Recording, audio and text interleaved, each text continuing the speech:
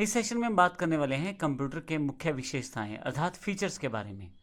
हमने कंप्यूटर की basic definition जानी, उसकी हिस्ट्री जानी, उसकी जनरेशन्स जानी। अब हम बात करने वाले हैं कंप्यूटर के फीचर्स क्या हैं, क्या लाभ है एक तरह से कंप्यूटर के। तो मैं आपको बता दूं, कंप्यूटर के फीचर्स की बात करें तो इसके बहुत सारे फीचर्स हैं और इस वक्त ये हमारे जीवन का एक इम्पोर्टेंट पार्ट बन गया है।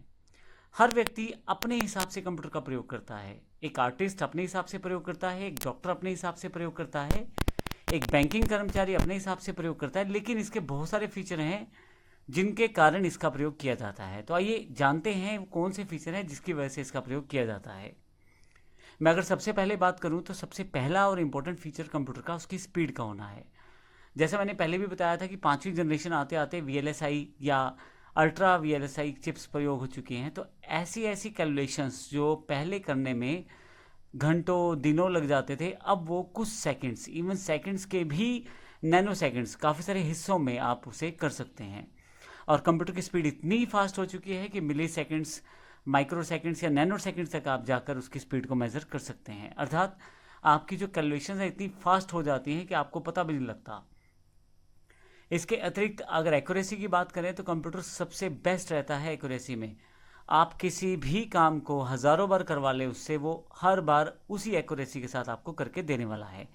इसी कारण से कंप्यूटर का प्रयोग बड़ी बड़ी इंडस्ट्रीज़ में होना शुरू हो गया, जिससे कि आप मान के चलें कि अगर कोई पार्ट भी बनाना है गाड़ी का, कोई प्रोडक्शन पार्ट में उसका प्रयोग करना है, तो एज इट इज़ बनेगा। जैसे पहला है वही वैसे ही दूसरा है, वैसे ही 10वां है। तो एक्यूरेसी इतनी बेहतर रहती है कंप्यूटर की कि वो सबसे बेस्ट रहती है।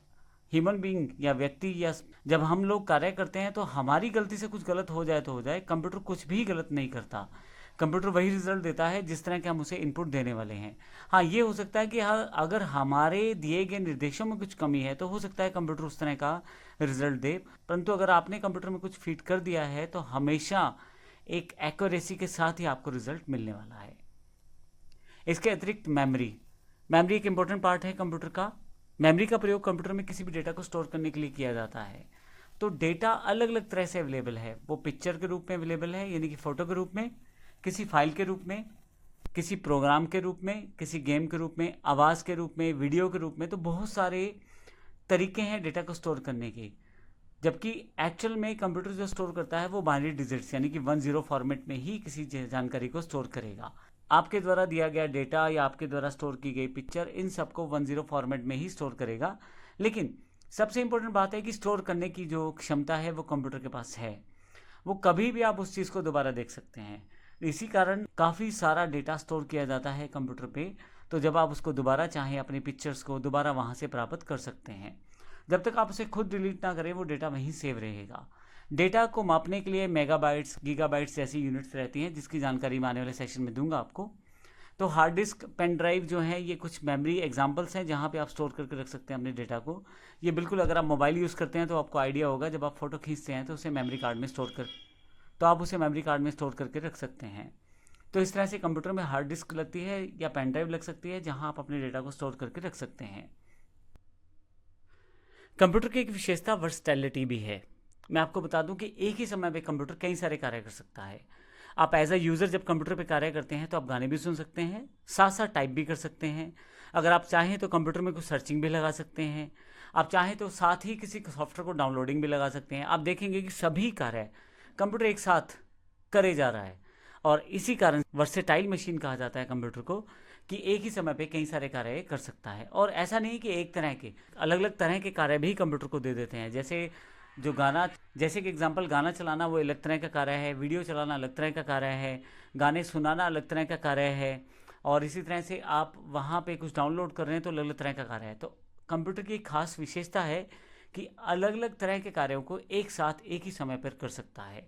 इसलिए कंप्यूटर एक वर्सेटाइल मशीन है और इसका प्रयोग लगभग हर फील्ड में होने लगा है, हर जगह होने लगा है। जैसे आप प्राइवेट सेक्टर कह लें, बैंकिंग सेक्टर कह लें, या आप गवर्नमेंट सेक्टर कह लें, बैंकिंग में, रेलवे में, एयरपोर्ट में, बिजनेस में, स्कूल में, सब जगह लगभग इसका इस्तेमाल होना शुरू हो गया है। कोई भी क्षेत्र शायद ही ऐसा हो जो कंप्यूटर से अछूता रहा हो। कंप्यूटर की एक विशेषता उसका इंटेलिजेंस भी होना है।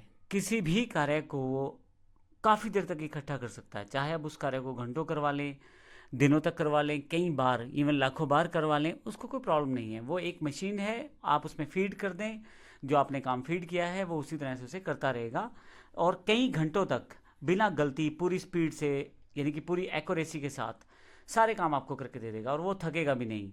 एक ह्यूमन बीइंग जब कोई कार्य करता है, जैसे कोई इंसान कोई कार्य करता है, तो एक समय के पश्चात उसमें थकावट होना सामान्य है, उसको नींद आएगी, उसको भूख लगेगी।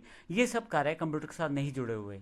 कंप्यूटर की मशीन है, आप उसको बताएं क्या कार्य करना है, वो कई घंटों तक, कई दिनों तक, इवन कई कामों को वो लाखों बार रिपीट करके आपको दे देगा। तो सबसे बड़ी विशेषता ये कंप्यूटर की है कि इंटेलिजेंस रूप में ये कार्य करता है। कंप्यूटर की एक और विशेषता जो सबसे बड़ी है वो है उसके कार्यों का ऑटोमेटिक होना। आप अगर कंप्यूटर को कुछ इन्फॉर्मेशन दे दें या उसको कुछ इंस्ट्रक्शन दे दें और वो प्रोग्राम उसमें लोड कर दिया जाए तो कंप्यूटर उस काम को खुद ही दोबारा कर देगा, आपको बार बार नहीं करना है वो काम। तो एक बार कंप्यूटर को दी गई इंस्ट्रक्शंस कई बार आप उससे वो काम करवा सकते हैं। जैसे एग्जांपल, बड़ी बड़ी कंपनियों में मान लीजिए प्रोडक्शन में एग्जांपल के लिए प्लास्टिक के कप बनते हैं, तो अब एक बार बता दें कंप्यूटर को भी इस तरह का साइज़, इस तरह का डिज़ाइन और इस तरह का स्टाइल चाहिए। कंप्यूटर ऑटोमेटिकली उन प्रोडक्शन मशीन्स को निर्देश देता रहेगा कि इस तरह का सामान हमें चाहिए और वो हर बार आपको वैसा ही मिलेगा जब तक कि ह्यूमन बीइंग मिस्टेक ना हो, जब तक आपकी तरफ से कोई गलती ना हो, और ऑटोमेटेड सिस्टम रहेगा। आपको बार बार बीच में कुछ भी कंप्यूटर को समझाना नहीं है। आप एक बार कमांड दे दें, कंप्यूटर खुद ही वो कार्य करता रहेगा। इसका एक सबसे अच्छा उदाहरण है, जब आप इंटरनेट यूज़ करते हैं और मान लीजिए आप कोई मूवी डाउनलोड करना चाहते हैं, आप उसको डाउनलोडिंग के लिए बता दें, वो खुद ही डाउनलोड करता रहेगा। इवन जब वो डाउनलोड हो जाएगी वो उसको स्टोर भी कर देगा, आपको नोटिफिकेशन भी दे देगा, आपको जानकारी भी दे देगा कि डाउनलोड हो गया है। तो इस तरह से पूरा प्रोसेस ऑटोमेटिक है कंप्यूटर में और ये इसकी बड़ी विशेषता है, ऑटोमेटिक होना पूरे प्रोसेस का। एक और इम्पोर्टेंट फीचर जो है वो है सीक्रेसी। आप अपने डेटा को सीक्रेट तौर पे अपने कंप्यूटर में संभाल के रख सकते हैं।